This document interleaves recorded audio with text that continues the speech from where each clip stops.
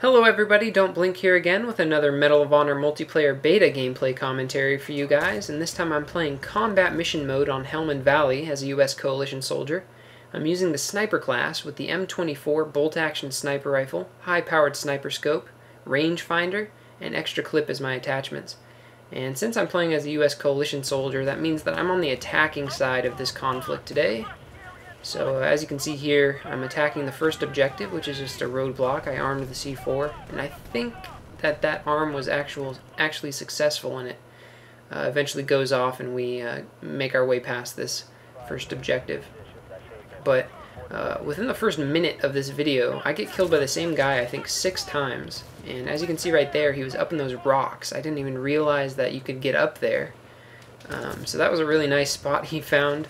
And it actually reminds me of something that I dislike about this game, and it's that there's no sort of kill cam or any real indication of where the shots that killed you came from each time you die. So if someone's camping and has a really good spot like that guy did, it's going to be really hard to figure out where exactly they were, because when you die it doesn't show you even the direction in which the shots came.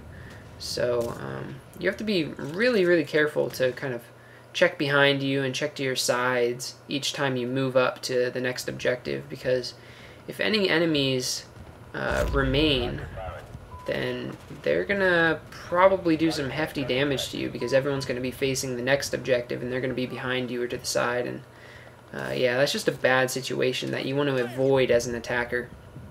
But anyway, if you haven't seen my previous video, I recommend doing that, because it'll definitely explain kind of why I'm playing the way I am this round. This is very campy gameplay, and I understand that, but that's because in my previous video, which was the match immediately before this one, I started off playing very poorly. I went like 9-7 my first 7 lives, so not very good. But I eventually got a score chain going and got a bunch of offensive support actions unlocked. And that saved the game for me and to a lesser extent for my team.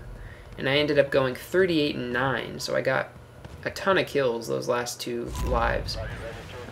So upon beginning this match, I kind of thought to myself, I wonder how high I can get my score, mostly by way of offensive support actions. So yeah, I was mostly just going for KDR this round so I could maximize the number of support actions I unlocked, and that's why the gameplay is what it is. But as a result of this playstyle, I was able to unlock quite a few support actions, so you will be able to see every single offensive support action in this game during this video. So that's one benefit. And you also get to see a lot of sniper gameplay, so that's good too, because I've gotten a few requests in the past to show some bolt-action sniper gameplay.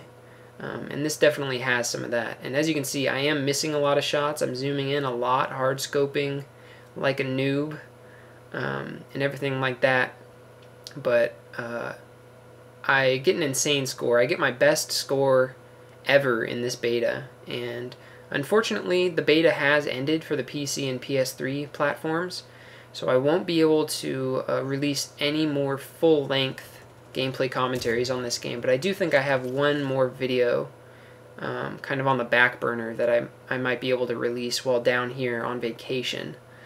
But yeah, other than that, this is definitely going to be my last gameplay commentary, at least on a full match for this game. So I think it's a good way to kind of send off the beta. I'm excited for when this game releases in the fall. I think it's going to be fun. And hopefully you guys think it's going to be fun too, and will eventually at least try it out. Especially console players. There's really no reason to not try out basically every big release that comes out, because you can trade them in and get used copies and stuff. That's one of the nicer things about consoles. Speaking of which, there's been a lot of friction about different platforms on a number of my videos today and recently. People are always trying to stick a wedge between all the different platforms, and I don't really understand it, to be honest. I've used all 3 of the more hardcore gaming platforms, and I've tried the Wii, but I've owned all the other three, PC, PS3, and Xbox 360. And you know what? They all have strengths, they all have weaknesses. It doesn't really matter what you play on. What I recommend to you guys is play on the platform the majority of your friends play on. And if possible, play on all the different platforms, because they all have exclusive games and they all have a ton to offer. The PlayStation 3 probably has the best hardware of any console out right now, but it's not really utilized very well by most multi-platform games, so that's why Red Dead Redemption looks like crap on the PS3. I played it on the PS3 myself because I no longer have an Xbox 360, but I mean, it's no fault of the PS3. I mean, if you look at Uncharted 2 or Killzone 2, those games are gorgeous and they're incredibly fun to play, to boot. And meanwhile, the Xbox 360 has the Halo series and the Gears of War series, so those are definitely just huge series that are a ton of fun to play. I played so much Gears of War 1 when that came out, and I've always been a pretty big Halo fan. And then the PC has games like StarCraft, and in my opinion it has the definitive version of DICE's games. But that's just my opinion. I mean, I know a lot of you play on the PS3 and the Xbox 360. I just happen to enjoy the PC, so let's not get into a crazy flame war over platforms with this video, but I kind of hinted at this topic in my last video with an annotation, but I am interested to see what you guys have to say about the different platforms and why you prefer one over the other.